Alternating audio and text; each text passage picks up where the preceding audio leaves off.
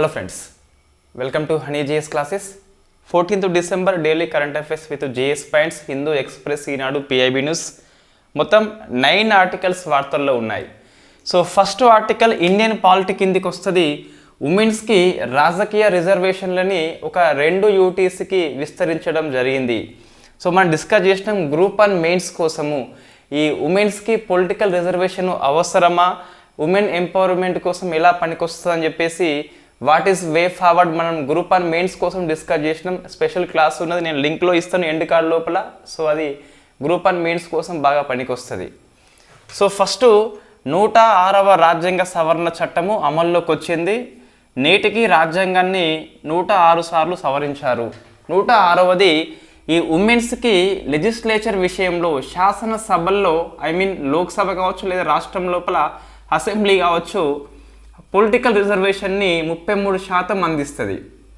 So మనకి ఇక్కడ UT చూస్తే ఈ ఢిల్లీకి అసెంబ్లీ ఉంది, జమ్మూ కాశ్మీర్కి ఉన్నది, తర్వాత పుదుచ్చేరికి ఉన్నది.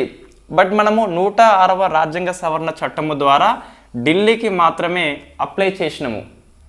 ఇప్పుడు చాలామంది కామెంట్ లోపల సో యూటీ ఢిల్లీకి ఉన్నది కాబట్టి జమ్మూ కాశ్మీర్కి పుదుచ్చేరికి ఉన్నట్టే అని చెప్పేసి ఆన్సర్ చేసిండ్రు. బట్ మనం డిస్కస్ చేసినాం క్లియర్గా ఢిల్లీకి మాత్రమే ఉన్నది యూటీస్ లోపల.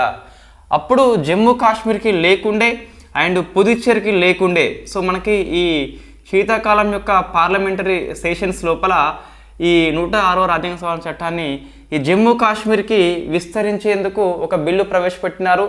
తర్వాత పుదుచ్చేరి కూడా విస్తరించేందుకు బిల్లు ప్రవేశపెట్టారు. 2 బిల్లులు కూడా మనకి ఆమోదించబడ్డాయి కాబట్టి వార్తల్లో ఉంది. సో యాజ్ అండ్ టుడే అన్ని రాష్ట్రంలో ఉన్న అసెంబ్లీకి, లోక్సభకి, జమ్మూ కాశ్మీర్కి, పుదుచ్చేరికి, ఢిల్లీకి కూడా అప్లికేబుల్ అవుతుంది. ఇంకా రాష్ట్రపతి సైన్ చేయాల్సి ఉంటుంది జమ్మూ కాశ్మీర్, పుదుచ్చేరి కోసము. దాదాపు సంతకం చేస్తారు కాబట్టి మనం అమల్లోకి వచ్చినట్టుగానే భావించవచ్చు. సో ఇప్పుడు కరెక్ట్, జమ్మూ కాశ్మీర్కి అసెంబ్లీ ఉంది కాబట్టి ఆ అసెంబ్లీ లోపల ఉమెన్స్కి 33% అప్లై చేస్తున్నాము. పుదుచ్చేరి అసెంబ్లీ ఉంది కాబట్టి అప్లై చేస్తున్నాము. ఈ బిల్లు రాకముందు చూస్తే జమ్మూ కాశ్మీర్, పుదుచ్చేరిలో లేదు కాబట్టి స్పెషల్గా మళ్ళీ బిల్లు తీసుకొచ్చారు అంతే. రైట్, ఈ 106 అని చెప్పేసి గుర్తుపెట్టుకోవాలి. నెక్స్ట్ ఎకనామిక్ కిందికి వస్తుంది. అర్జెంటీనాలో ఈ కరెంటు అకౌంట్ డెఫిసిట్, ద్రవ్యలోటు ఎక్కువ పెరిగిపోయిందని చెప్పేసి ఇన్ఫ్యాక్ట్ తన కరెన్సీ పెసో యొక్క విలువ తగ్గించింది. ఇక 2 వస్తాయి, డివాల్యుయేషన్ వస్తుంది, డిప్రిసియేషన్ అని చెప్పేసి వస్తుంది. సో ప్రజెంట్ మనకి ఏంటి వార్తల్లో ఉంది అంటే అర్జెంటీనా కరెన్సీ ఫస్ట్ గుర్తుపెట్టుకోవాలి. సో కరెన్సీ పేరు పెసో అని చెప్పేసి పిలుస్తాం. ఈ పెసో మనకి $1తో పోలిస్తే ఇన్ఫ్యాక్ట్ 365 ఎంతో ఉంది ప్రజెంట్ సంథింగ్. దీన్ని 50% కంటే ఎక్కువ తగ్గించినంటే ఏమవుతుంది, $1 ఈజ్ ఈక్వల్ టు మనకు 50% అంటే డబుల్ వేసుకోవాలి, 720 అంతా వస్తుంది. 50% పై కాబట్టి 800గా చేసింది. $1 ఈజ్ ఈక్వల్ టు 800 పెసోలు. ఇప్పుడు ఏమైంది, సో డాలర్ బలపడింది, అర్జెంటీనా కరెన్సీ పెసో అనేది బలహీనమైంది, విలువ తగ్గించింది. ఎవరు, గవర్నమెంటే చేసింది కాబట్టి ఇది డివాల్యూషన్ కిందికి వస్తుంది. ఇన్ఫ్యాక్ట్ డిప్రిసియేషన్ అన్న కూడా ఒకటే. సో కరెన్సీ విలువ తగ్గిపోవడము. ఇటీవల మనం డాలర్తో పోలిస్తే రూపాయి బలహీనపడింది. మార్కెట్ యొక్క జోక్యం కారణంగా, మార్కెట్లో ఉన్న ఈ హెచ్చుతగ్గుల కారణంగా రూపాయి విలువ బలహీనం అయితే అది డిప్రిసియేషన్ అని చెప్పేసి పిలుస్తాం. కేవలం మార్కెట్ శక్తులే కారణము.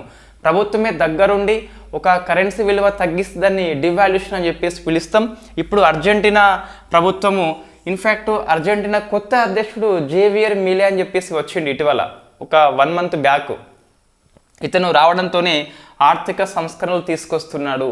సో వాళ్ళు ఆర్థిక లోటులో ఉన్నారు, అప్పుల భారం ఎక్కువైంది, ద్రవ్యోల్బణము 143% అయితే ఉంది, 3 అంకెల ఇన్ఫ్లేషన్ కలిగి ఉన్నది, ఆర్థిక లోటు ఉంది కాబట్టి సో వీళ్ళు విపత్తు వైపు వెళ్లకుండా, ఆర్థిక విపత్తు వైపు వెళ్లకుండా, ఆర్థిక సంక్షోభం వైపు వెళ్లకుండా ఒక చర్యలు అవసరం ఉంటుంది. ఆ చర్యలు ఈ పెసోని ఒక 50% తగ్గించాలని చెప్పేసి మనకు వార్తలు వచ్చినాయి. So very famous. ఈ చర్యని IMF స్వాగతించింది. ఎందుకోసం అంటే ఇన్ఫ్యాక్ట్ ఇదే కంటిన్యూ అవుతాయి గిట్ట మరింతగా ఆర్థిక సంక్షోభం రావచ్చు. మన శ్రీలంక చూసినాము, ఆర్థిక సంక్షోభం వచ్చింది, IMF హెల్ప్ చేసింది. పాకిస్తాన్ చూసినాము, మరొక కంట్రీ రావద్దని చెప్పేసి IMF అయితే ఈ చర్యలను ఇన్ఫ్యాక్ట్ అప్రిసియేట్ చేయడం జరిగింది. సో ఇంకా ఈ రూపాయి విలువ తగ్గించింది. దాంతోపాటు ఇన్ఫ్యాక్ట్ ఈ పబ్లిక్ సెక్టార్ లోపల తన యొక్క వ్యయాన్ని తగ్గించుకుంది, ప్రజలకి సబ్సిడీ తగ్గించింది. ఇంకా అర్జెంటీనా ప్రభుత్వంలో 18 మంత్రిత్వ శాఖలు ఉంటే దాన్ని సగానికి తగ్గించారు. మొత్తం 18 ఉంటే 9కి తగ్గించారు. ఇవన్నీ ఎందుకోసం అంటే ఆర్థిక లోటుని పూడ్చేందుకు అని చెప్పేసి మనకు కనిపిస్తుంది. సో ఇంతకుముందు యూపీఎస్సీ ప్రీవియస్ క్వశ్చన్ అండి, ఒకసారి ఇన్ఫ్యాక్ట్ రూపాయి విలువ మనము తగ్గిస్తే ఇట ఏమవుతుంది అంటే, ఇప్పుడు ఏమైంది అంటే ఫర్ ఎగ్జాంపుల్ ఒక వస్తువుని ఎక్స్పోర్ట్ చేస్తే మనకేమొస్తుంది, డాలర్లు వస్తుంది. ఎక్స్పోర్ట్ చేస్తే డాలర్లు వస్తాయి. ఇంతకుముందు డాలర్కి ఎంత ఉన్నది, 365 పెసోలు ఉండే, ఇప్పుడు ఎంత వస్తుంది, 800 వస్తుంది. ఒక వస్తువును ఇంపోర్ట్ చేసుకున్నామంటే డాలర్సే ఇవ్వాలి. 800 రూపీస్కి $1 అవుతుంది. అంటే ఎక్స్పోర్ట్ వాళ్ళకి ఈజీ అయిపోతుంది, ఇంపోర్ట్ వాళ్ళకి కష్టం అవుతుంది. అంటే ఈ చర్య అనేది ఎగుమతుల ప్రోత్సాహంగా పనిచేస్తుంది. ఏది, సో ఒక దేశం తన కరెన్సీ విలువ తగ్గిస్తే గిట్ట ఎగుమతులు చేసే వాళ్ళకు ఉపయోగపడుతుంది. దీనివల్ల ఏమవుతుంది అంటే ఈ వాణిజ్య లోటు ఉంది కాబట్టి ఎగుమతులు ఎక్కువైపోతాయి, కాబట్టి వాణిజ్య లోటు అయితే తగ్గించవచ్చు అని చెప్పేసి ఈ మెజర్మెంట్ తీసుకోవడం జరిగింది.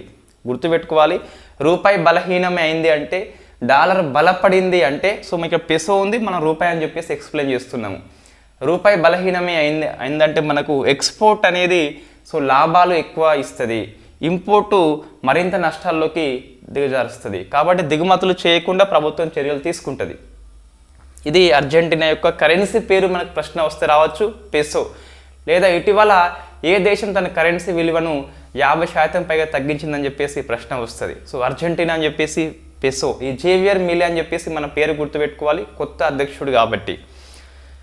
రైట్, ఇది ఎకనామిక్ కిందకి వస్తుంది. సో డిప్రిసియేషన్, డివాల్యుయేషన్ రెండు కూడా రూపాయి బలహీనం పడడమే, రూపాయి విలువ తగ్గడమే డాలర్తో పోలిస్తే.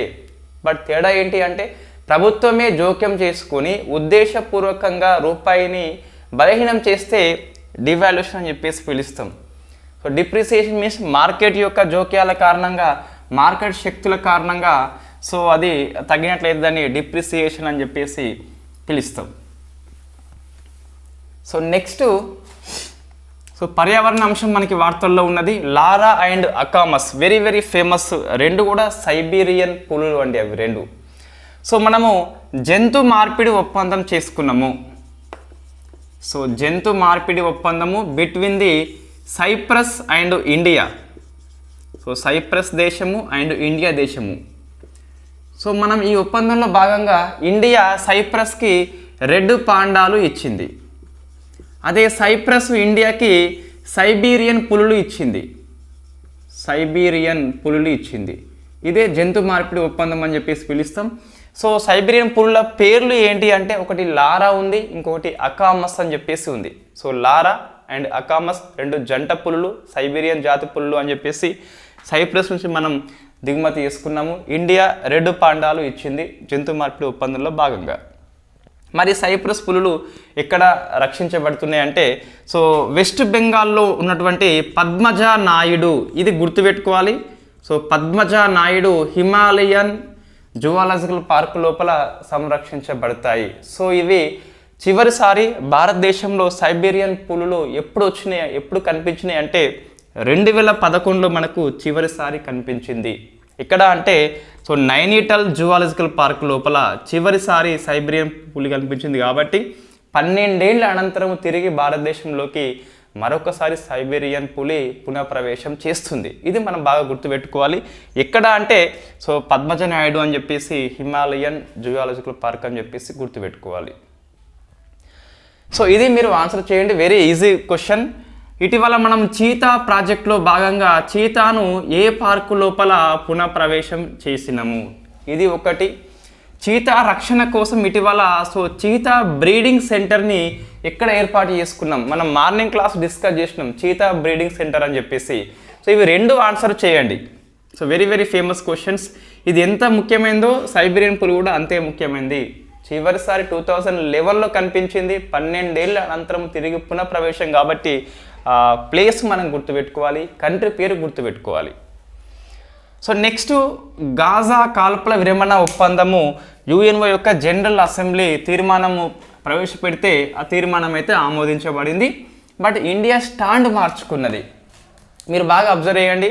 సో రష్యా ఉక్రెయిన్ వార్ కావచ్చు, ఇజ్రాయెల్ పాలస్తీనా, ఇజ్రాయెల్ హమాస్ కావచ్చు, ఏదైనా తీర్మానము ఈ యుఎన్ఓలో ప్రవేశపెడితే ఇండియా న్యూట్రల్ స్టాండ్ తీసుకుంటుంది, అబ్స్టెయిన్డ్ అయిపోతుంది, ఓటింగ్కి దూరంగా ఉంటుంది. బట్ వెరీ ఫస్ట్ టైం కాల్పుల విరమణకి అనుకూలంగా ఓటేసింది. ఇండియా వైఖరిలో మార్పు కాబట్టి ప్రశ్న వస్తే రావచ్చు, కొద్దిగా నెంబర్ మనం ఫోకస్ చేయాలి. వెరీ ఫస్ట్ టైం ఒక అంతర్జాతీయ అంశం లోపల ఇండియా ఒకే వైపు ఉన్నది, న్యూట్రల్గా ఉండకుండా, బ్యాలెన్స్డ్గా ఉండకుండా. సో ఇది మనం గుర్తుపెట్టుకోవాలి. సో తీర్మానం ఫస్ట్ ఏంటి అంటే గాజాలో కాల్పుల విరమణ అని చెప్పేసి తీర్మానం. ఈ తీర్మానం ఎవరు ప్రవేశపెట్టారు అంటే ఈజిప్ట్ దేశము ప్రవేశపెట్టింది. సో మొత్తం 193 కంట్రీస్ ఉంటాయి కదా యుఎన్ఓ యొక్క జనరల్ అసెంబ్లీ లోపల మెంబర్ స్టేట్స్. అందులో 153 కంట్రీస్ తీర్మానాన్ని ఆమోదించినాయి, ఒక 10 దేశాలు వ్యతిరేకించినాయి, ఒక 23 దేశాలు గైర్హాజరు అంటే అబ్స్టెయిన్గా ఉండిపోయినాయి. ఎప్పుడైనా ఇండియా అనేది ఇటువైపు ఉండాల్సింది, సో ఇప్పుడు ఇటువైపు వెళ్ళిపోయింది, ఇజ్రాయెల్కి వ్యతిరేకంగా తీర్మానం చేసింది. కాబట్టి ఇజ్రాయెల్ అనేది ఇండియాకి వెరీ వెరీ ఫేమస్. మీరు వాట్సాప్ ఫ్యాక్టరీ లోపల స్టేటస్ చాలామంది చూసి ఉంటారు, ఇజ్రాయెల్ ఇన్ఫ్యాక్ట్ వర్సెస్ పాలస్తీనా అని చెప్పేసి. రైట్, ఇన్ఫ్యాక్ట్ ఇక్కడ సో పాలస్తీనా ఎంతైనా అరబ్ కంట్రీ, సో ఇజ్రాయెల్ యూదు కంట్రీ కాబట్టి సో ఎక్కువ వాట్సాప్ మెసేజ్లు కొద్దిగా పాలస్తీనాకి వ్యతిరేకంగా వచ్చి ఉంటాయి. మీది సరే ఇది ఆన్సర్ చేయండి. మీరు చాలామంది వాట్సాప్ స్టేటస్ లోపల ఇజ్రాయెల్కి సపోర్ట్ చేస్తూ వచ్చి ఉంటాయి మేబీ వాట్సాప్ ఫ్యాక్టరీ నుంచి. సరే, మొత్తం మీద ఈ 10 దేశాల్లో ఎవరు ఉంటారు? ఇజ్రాయెల్ కంపల్సరీ ఉంటుంది. ఎందుకు? ఇజ్రాయెల్కి తీర్మానం వ్యతిరేకం కాబట్టి సో వ్యతిరేక ఓటు వేస్తారు. అండ్ అమెరికా కంపల్సరీగా ఉంటుంది. సో ఇజ్రాయెల్కి వత్తాసు పలుకుతుంది కాబట్టి కంపల్సరీ అమెరికా ఉంటుంది. ఇంకా ఆస్ట్రియా అని చెప్పేసి ఉన్నది. సో 10 దేశాలు మనకేం అవసరం లేదు, ఇవి 3 అయితే ఫేమస్ కంట్రీస్ కాబట్టి అవి 3 గుర్తుపెట్టుకోవాలి. ఇండియా స్టాండ్ అయితే మార్చుకున్నది. సో మనకి ఈరోజు హిందూ పేపర్లో చూస్తే మన శశి థరూర్ గారు ఇండియా స్టాండ్ ఎందుకు మార్చుకుందని చెప్పేసి ఒక పెద్ద ఆర్టికల్ వచ్చింది ఎడూరు లోపల. బట్ గ్రూప్ 1 మెయిన్స్లో కూడా మనకి ఐఆర్ సిలబస్ లేదు కాబట్టి యూపీఎస్సీ వాళ్ళ కోసం అవసరం, మనకైతే అవసరం లేదు. ఎందుకు స్టాండ్ మార్చుకుందని చెప్పేసి. ఎందుకు మార్చుకుందంటే సో గాజా స్ట్రిప్లో ఇజ్రాయెల్ విచక్షణ రహితంగా కాల్పులు చేస్తుంది, హాస్పిటల్స్ తర్వాత శరణార్థి శిబిరాల మీద దాడి చేస్తుంది. ఇప్పుడు మనం సపోర్ట్ చేస్తే మనల్ని ప్రపంచం క్షమించదు కాబట్టి మన స్టాండ్ కంపల్సరీ మార్చుకోవాల్సింది, తప్పదు. రైట్, ఇక్కడ ఇంకేం అవసరం మనకి అంటే ఇన్ఫ్యాక్ట్ సో అంతే, ఇజ్రాయెల్ ప్లస్ యుఎస్ఏ అని చెప్పేసి ఇవి ఉన్నాయి. నెక్స్ట్ తర్వాత ఒక గవర్నమెంట్ పాలసీ, ఒక గవర్నమెంట్ స్కీమ్ మనకి వార్తల్లో ఉంది. సో అది వైజ్ అని చెప్పేసి ఉంది. సో వైజ్ అనేది government scheme. In fact wise Kiran అని చెప్పేసి ఉంది. సో గవర్నమెంట్ పాలసీ ఇది. Ministry of science and technology వాళ్ళు దీన్ని ఇంప్లిమెంట్ చేస్తున్నారు. వాళ్ళ తరపున department of science and technology వాళ్ళు దీన్ని ఇంప్లిమెంట్ చేస్తున్నారు. ఉద్దేశం ఏంటి అంటే women in science and technology and engineering. అంటే సైన్స్ అండ్ టెక్నాలజీ లోపల అండ్ ఇంజనీరింగ్ లోపల ఉమెన్ యొక్క పార్టిసిపేషన్ తక్కువ ఉన్నది. సో వీళ్ళ యొక్క భాగస్వామ్యాన్ని పెంపొందించడానికి జెండర్ ఈక్వాలిటీ కోసం అని చెప్పేసి department of science and technology యొక్క ప్రోగ్రామ్ పేరే వైజ్ అని చెప్పేసి పిలుస్తాం. ఇక్కడ ఏం లేదు, సో ఉమెన్ యొక్క పార్టిసిపేషన్ తక్కువ ఉన్నది సైన్స్ అండ్ టెక్నాలజీ రంగం లోపల, వాళ్ళది పెంచాలని చెప్పేసి భాగస్వామ్యం, జెండర్ ఈక్వాలిటీ అవసరం అని చెప్పేసి 2 లక్ష్యాలతోని ఈ స్కీమ్ తీసుకురావడం జరిగింది. మనకి చూస్తే ఒక స్కీమ్ గుర్తుకు రావాలి, అది స్టెమ్ అని చెప్పేసి పిలుస్తాం, science and technology, engineering and mathematics. So బాలికల యొక్క భాగస్వామ్యాన్ని పెంపొందించాలని చెప్పేసి స్టెమ్ ప్రోగ్రామ్, ఇదేమో వైస్ ప్రోగ్రామ్. 2 ఒకటి. ఇక్కడ అదనంగా మనకి మ్యాథ్స్ మాత్రం కనిపిస్తుంది అంతే. రైట్, ఒక 2 కమిటీలు వార్తల్లో ఉన్నాయి. First committee Anush Dayal Singh committee అని చెప్పేసి సో మీరు పేపర్లో చూసి ఉంటారు. ఈ పార్లమెంట్ లోపల భద్రత వైఫల్యమైంది, ఒక 2 దుండంగులు లోపలికి వచ్చి గ్యాస్ క్యాన్లు విప్పి గ్యాస్ మొత్తము చిమ్మారు. సో అది మనకి వార్తల్లో ఉన్నది. దీని మీద హోంశాఖ మినిస్ట్రీ అనీష్ దయాల్ సింగ్ కమిటీ అని చెప్పేసి నియామకం చేసింది. సో అందుకు ఈ కమిటీ వార్తల్లో వచ్చింది. సో అనీష్ దయాల్ సింగ్ ఈయన ఎవరు అంటే ఇన్ఫ్యాక్ట్ ఇటీవల సిఆర్పిఎఫ్ యొక్క డైరెక్టర్ జనరల్గా నియామకం పొందిండు. ఆయన ఆధ్వర్యంలో మినిస్ట్రీ ఆఫ్ హోమ్ అఫైర్స్ వాళ్ళు పార్లమెంటరీ యొక్క భద్రతా వైఫల్యం మీద కమిటీ నియామకం చేయడం జరిగింది. సో వీళ్ళు విచారణ చేస్తారు ఇద్దరు ఎలా వచ్చారు లోపలికి అని చెప్పేసి. ఇన్ఫ్యాక్ట్ మనము పార్లమెంటరీ సెషన్స్ చూసేందుకు ఎంపీలు కొన్ని పాసులు జారీ చేస్తారు. సో సందర్శకులు లోపలికి రావాలి అంటే, గ్యాలరీ లోపల కూర్చోవాలి అంటే కంపల్సరీ ఎంపీ యొక్క పాసులు అవసరం ఉంటుంది. ఆ పాసులు ఇచ్చింది ఎవరని చెప్పేసి, ఎందుకోసం ఇచ్చిండ్రు అని చెప్పేసి, తెలిసే ఇచ్చినారా అని చెప్పేసి అంతా వాళ్ళు ఆ కమిటీ నిగ్గు తేలుస్తుంది. సో కమిటీ పేరు మనం గుర్తుపెట్టుకోవాలి, పార్లమెంట్ యొక్క భద్రతా వైఫల్యం మీద Anish Dayal Singh committee, ministry of home affairs వాళ్ళు అపాయింట్మెంట్ చేయడం జరిగింది. సో మనకి చూస్తే ఈ పొగ బాంబులు ఇద్దరు వేసిండ్రు కదా, మనకేం గుర్తుకొస్తుంది? సో 1929 ఏప్రిల్ 8న సేమ్ ఇదే విధంగా సో పార్లమెంట్ లోపల పబ్లిక్ సేఫ్టీ బిల్ అని చెప్పేసి, ట్రేడ్ డిస్ప్యూట్ బిల్ అని చెప్పేసి 2 బిల్లులు ఆమోదం చెందుతున్నాయని చెప్పేసి ప్రజా దృష్టిని ఆకర్షణ చేసేందుకు మన very famous Bhagat Singh and Batukeshwar దత్తులు పార్లమెంట్లో పొగబాంబు విసిరి నల్ల చట్టాలు నశించాలని చెప్పేసి ఒక స్లోగన్స్ ఇస్తారు వాళ్ళు. సో సేమ్ అదే విధంగా వీళ్ళు చేయడం జరిగింది. సో నేను ఇక్కడ దేశభక్తులతో వీళ్ళని పోల్చడం లేదు, మనకు ఎగ్జామ్ పాయింట్ ఆఫ్ వ్యూ ఇది గుర్తుకు రావాలని చెప్పేసి నేను చెప్తున్నా. రైట్, వాళ్ళు స్లోగన్స్ కూడా అవే ఇచ్చినారు. సో ఈ చట్టాలు ఇన్ఫ్యాక్ట్ నిరంకుశంగా అమలు చేస్తున్నారని చెప్పేసి వాళ్ళు స్లోగన్స్ చేస్తూ ఆ పొగ బాంబులు వేయడం జరిగింది పార్లమెంట్ లోపల. అదే మనకు కమిటీ నిగ్గు తెలుస్తుంది. సో మనకి ఇది గుర్తుకు రావాలి, బతుకేశ్వర్ దత్ ప్లస్ భగత్ సింగ్ చర్య అని చెప్పేసి గుర్తుకు రావాలి. Next V K Paul committee, yes మనం డిస్కస్ చేసినాం, బట్ ఇది రిపోర్ట్ ఇచ్చింది. మనం డిస్కస్ చేసింది నియామకం చేసినప్పుడు. ఈయన నీతి ఆయోగ్ సభ్యుడు కాబట్టి very famous committee. V K Paul committee ఎందుకోసం అపాయింట్మెంట్ చేసినామంటే, ఈ ఫార్మా కంపెనీలకి ప్లస్ డాక్టర్స్కి మధ్య సంబంధాలు ఉంటాయి. సో మా మెడిసిన్ రాసి ఇవ్వండి, మీకు ఉచితంగా ఏమన్నా కారు ఇస్తాం, బస్సు ఇస్తాం అని చెప్పేసి అట్లా కొంత ఇస్తారు, మొత్తం మీద సంథింగ్ ఏదో ఫ్రీబీస్ ఇస్తారు, సమ్ గిఫ్ట్ రూపంలో ఇస్తారు. సో అది నియంత్రణ కోసం అని చెప్పేసి కొన్ని చర్యలు తీసుకోవాలని సిఫార్సు చేస్తూ వికే పాల్ కమిటీ రిపోర్ట్ ఇవ్వడం జరిగింది. అందుకు వార్తల్లో ఉంది. ఫార్మా కంపెనీలు వైద్యులకు ఇచ్చే ఉచితాలను నియంత్రణ చేసేందుకు ఈ కమిటీ ఉద్దేశించబడింది. అందుకు మనకి వార్తల్లో ఉంది. Next road safety. So very famous report అండి అది. ఏం report? Global status report on road safety 2023. Every year WHO report ఇస్తుంది. సో ఇన్ఫ్యాక్ట్ WHO కాబట్టి ప్రశ్న వస్తుంది, గుర్తుపెట్టుకోవాలి. రిపోర్ట్ పేరేంటి అంటే global status report on road safety. కొన్నిసార్లు నివేదిక పేరు మాత్రమే ఇచ్చి ఏ సంస్థ విడుదల చేస్తుంది, WHO, UNO, ILO అని చెప్పేసి అట్లా కొన్నిసార్లు ఇస్తారు, యునెస్కో అని చెప్పేసి ఇస్తారు ఆప్షన్స్. WHO నివేదిక అంశాలు మనకు ఇన్ఫ్యాక్ట్ నెంబర్ రూపంలో ఉంటాయి, అవి గుర్తుపెట్టుకోవాలి. కొన్నిసార్లు 2010 నుంచి 2021 వరకు చూస్తే రోడ్డు ప్రమాదాలు మరణాలు చూస్తే గిట్ట ప్రపంచవ్యాప్తంగా 5% తగ్గినాయట. సో డిక్లైన్ అయిపోయినాయి. ఇందులో 108 దేశాలు ఉన్నాయట. సో అంటే 108 దేశాలలో రోడ్డు మరణాలు తగ్గిపోయినాయి. ఇదే టైంలో ఇండియాలో చూస్తే 15% పెరిగినాయి. సో ఇది మనం గుర్తుపెట్టుకోవాలి. అంటే ఇన్ఫ్యాక్ట్ 2010 లోపల 1.34 లక్షలు ఉంటే 2021 లోపల ఇన్ఫ్యాక్ట్ 1.54 లక్షలు అని చెప్పేసి ఉన్నది. సో 1.54 లక్షలు అని చెప్పేసి ఎస్ కరెక్ట్. అంటే 15% పెరిగింది ఇండియా లోపల. అదే వరల్డ్ చూస్తే ఇట రిపోర్ట్ అనేది 5% తగ్గింది, ఇండియాలో 15% అయితే పెరిగింది. సో కొన్ని గణాంకాలు అవసరం అంటే ఈ 1.34 లక్షలు 1.54 అవసరం లేదు, కానీ 15% పెరిగింది ఇండియాలో, ప్రపంచంలో 5% తగ్గిందని చెప్పేసి గుర్తుపెట్టుకోవాలి. Next very famous Leander Paes tennis hall of fame లోపల చోటు వచ్చింది. ఇది ప్రపంచవ్యాప్తంగా వెరీ ఫేమస్. ఎవరైతే ప్రఖ్యాత ఆటగాళ్ళు ఉన్నారో వాళ్ళకి చోటు అయితే ఇస్తుంది. ఆసియా నుంచి ఏకైక టెన్నిస్ ఆటగాడు లియాండర్ పేస్ మన India. So tennis hall of ఫేమ్లో ఇండియా 28th కంట్రీగా నమోదైంది. సో ఆటగాడు ఎవరు అంటే లియాండర్ పేస్. ఇంకొక వ్యక్తి ఉన్నాడు, ఆయన ఆటగాడు కాదు. సో ఆయన పేరు విజయ్ అమృత్ రాజ్ అని చెప్పేసి.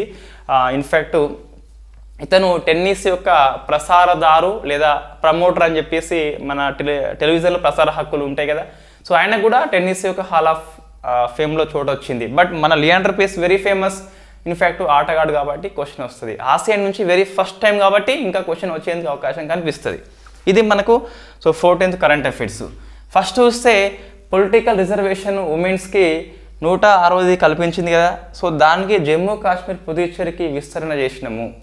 సెకండ్ది అర్జెంటీనా తన కరెన్సీ పెసో వాల్యూని 50% పైగా తగ్గించింది.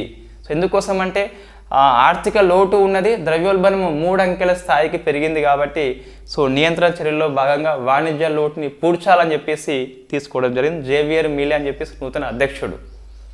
లారా అకామస్లు సైప్రస్ నుంచి వచ్చిన సైబేరియన్ పులులు, జంతు మార్పిడి ఒప్పందము between the Cyprus and India, మనము రెడ్ పాండాలు ఇవ్వడం జరిగింది. పద్మజ నాయుడు పార్క్ అని చెప్పేసి స్పెసిఫిక్ గుర్తుపెట్టుకోవాలి. 2011 లోపల నైనిటాల్ లోపల చివరి సైబీరియన్ పులి కనిపించింది, మళ్ళీ కనిపించలేదు. గాజా కాల్పుల విరమణ తీర్మానాన్ని ఈజిప్ట్ ప్రవేశపెడితే ఇండియా అనుకూలంగా ఓటు వేయడం జరిగింది వెరీ ఫస్ట్ టైం. వైజ్ అనేది సో ఈ ఉమెన్స్ యొక్క పార్టిసిపేషన్ సైన్స్ అండ్ టెక్నాలజీ రంగంలో పెంచేందుకు ఈ స్కీమ్ ఉద్దేశించబడింది. Department of science and technology వాళ్ళు ఇంప్లిమెంట్ చేస్తున్నారు. అనీష్ దయాల్ సింగ్ కమిటీ పార్లమెంటరీ యొక్క భద్రత వైఫల్యం మీద ministry of home affairs committee. VK Paul committee అంటే ministry of home affairs health affairs వాళ్ళు, హెల్త్ అండ్ ఫ్యామిలీ వెల్ఫేర్ వాళ్ళు ఈ కమిటీ నియామకం చేసినారు. ఈ వైద్యులకి ఫార్మా కంపెనీలకు మధ్య సంబంధాల గురించి అధ్యయనం చేస్తుంది. Road safety global status report WHO ఇచ్చింది. ప్రపంచవ్యాప్తంగా చూస్తే 108 కంట్రీస్ తగ్గినాయి 5%. ఇండియా చూస్తే 15% అయితే పెరిగింది. 1.34 లక్షల నుంచి 1.54 లక్షల దాకా మారిపోయింది. మన ఎగ్జామ్ దగ్గరికి వచ్చిన కొలది మన ఇంటెన్సిటీ పెంచాలి, నెంబరింగ్ కూడా గుర్తుపెట్టుకోవాలి. ఎగ్జామ్ దగ్గరలో ఉన్నప్పుడు ప్రతి అంటే 4 to 5 months అనేది ప్రతిదీ గుర్తుపెట్టుకోవాలి. WHO కానీ UNO కానీ ILO కానీ యునెస్కో లాంటి ఇస్తే గుర్తుపెట్టుకోవాలి. లియాండర్ పేస్ చూస్తే టెన్నిస్ హాల్ ఆఫ్ ఫేమ్లో మన ఖండం నుంచి ఫస్ట్ పర్సన్, ఇండియా నుంచి ఫస్ట్ పర్సన్. సో ఇది 14th current affairs. Thank you very much.